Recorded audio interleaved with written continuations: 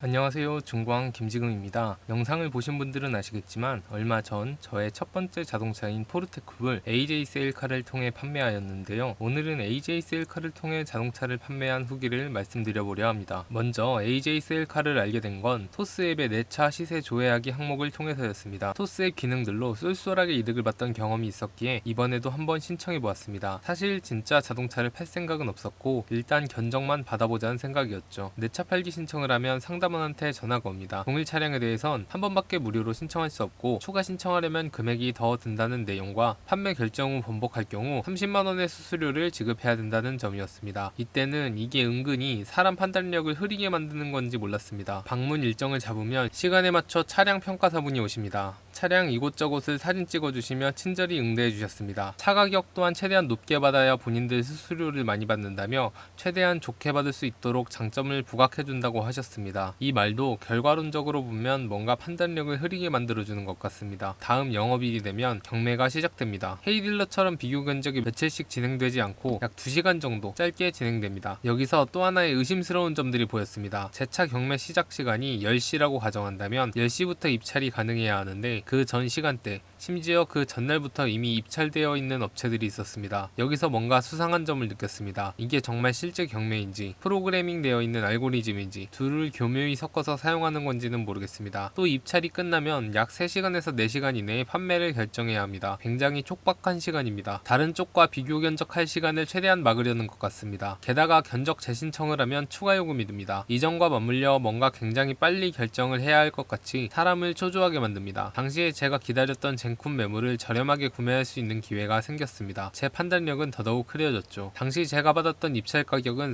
407만원이었습니다. 406만원이 최대였는데 누가 입찰 1분 전에 1만원을 올려서 407만원으로 입찰하셨더군요. 당시 헤이딜러도 견적을 내놓은 상황이었습니다. 헤이딜러에선 최고 견적 420만원이 나왔고요. 문제는 헤이딜러는 현장 감가가 있다는 점입니다. 아무래도 사진만으론 모든 감가 사유를 담을 순 없기에 대부분 어느 정도 현장 감가를 당한다고 하더라고요. 재수 없으면 AJ 셀카의 407만원보다 적게 받을 수도 있기 때문에 결국 AJ 셀카에 판매하기로 결정하였습니다. 당시 제가 조금만 더 침착했다면 AJ 셀카 견적은 그냥 포기하고 헤이딜러 견적을 받은 후 감가가 크면 팔지 않는 방향으로 결정했을 텐데 당시 제 머릿속에는 헤이딜러 대 AJ 셀카 이것에 대한 고민이 3시간이라는 짧은 판매 결정 시간 안에 이루어져야 했기 때문에 저도 모르게 AJ 셀카에 판매하기를 눌러버렸습니다. 누르는 순간 바로 후회를 했습니다.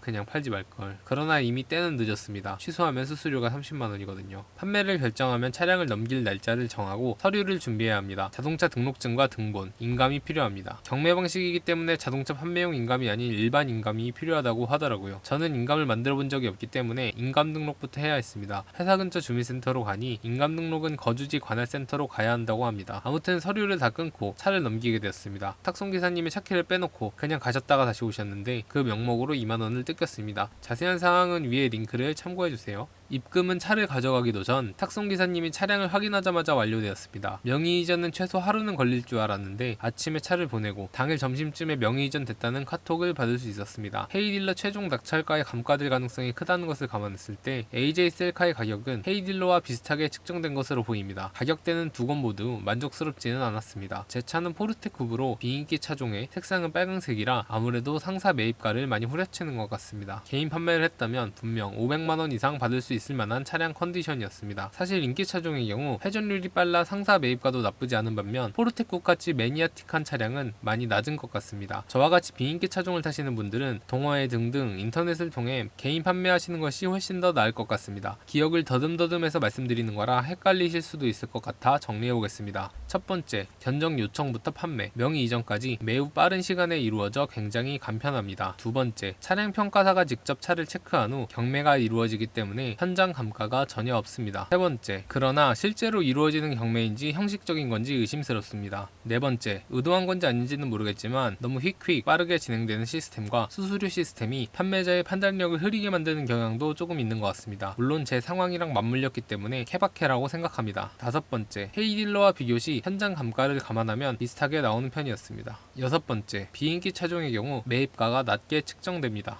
여러분들은 꼭 중고차 파실 때 저처럼 너무 갑작스럽게 팔지 마시고 꼭 충분히 여러 곳에서 견적을 받아서 가장 최고가로 판매할 수 있기를 바랍니다. 저는 차량을 살 때는 이것저것 엄청 따지고 많이 알아보고 또 좋은 매물을 기다리고 이렇게 해서 겨우 싸게 샀는데, 차량을 판매할 때는 너무 대충 팔아버려서 살 때 이득 본 거를 파는 거에서 다 까먹어버린 것 같습니다. 궁금하신 부분은 댓글로 남겨주세요. 감사합니다. 중고항 김지금이었습니다. 출근을 찍고 서류를 가지러 가기 위해 사무실에 갔다 오는 동안 탁송기사님이 차를 보고 계셨습니다. 저는 10시 30분에 예약했으나 30분이나 일찍 오셔서 당황